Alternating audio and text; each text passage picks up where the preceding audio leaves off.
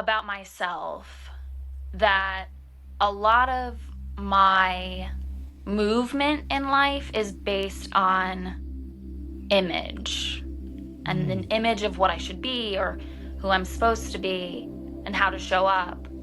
And I'm finding that often I have to understand that my nervous system actually needs to dip the toe in and not jump into the whole ocean. So I'm learning, like, okay, I really have to slow down and listen to what's happening for me and listen to what's going on, because I need to move a lot slower. So I'm learning, okay, I can trust the cues that I'm getting and not take it to a place of judgment or criticism of self or anything like that. Beautiful.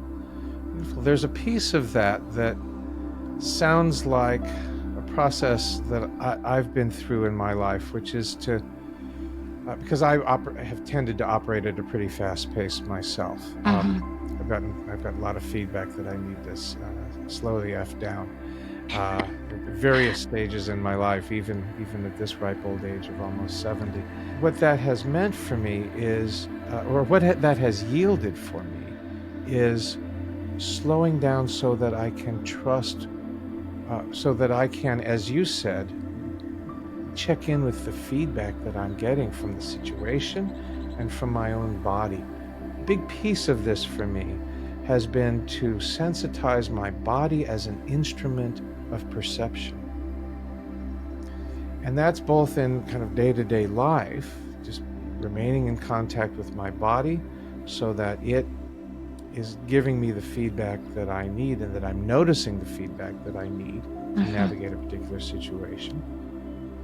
And also with my clients. I learned quite a number of years ago that if I try to think my way through a session with a client, I'm going to stumble.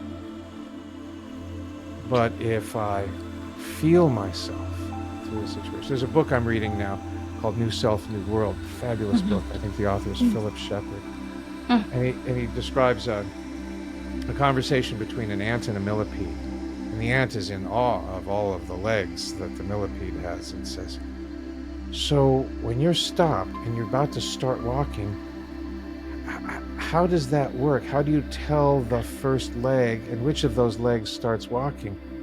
And the millipede started to think about it and was paralyzed. The millipede couldn't move the moment it started to think about mobilizing those zillion legs. And because that kind of wisdom comes from deep connection with the body, not with the brain. So slowing down helps me to trust my body as an instrument of guidance.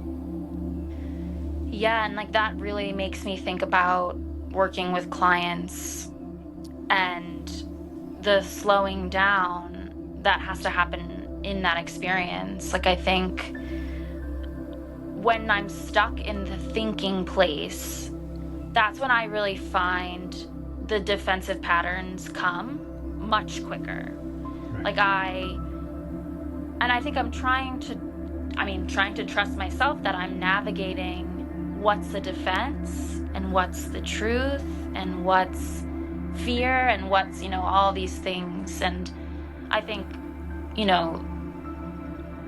going slow and breathing, it allows me to almost shake hands with the defense. Like, it gives me a different relationship to autopilot, an autopilot that, when I'm not cautious, takes over right away.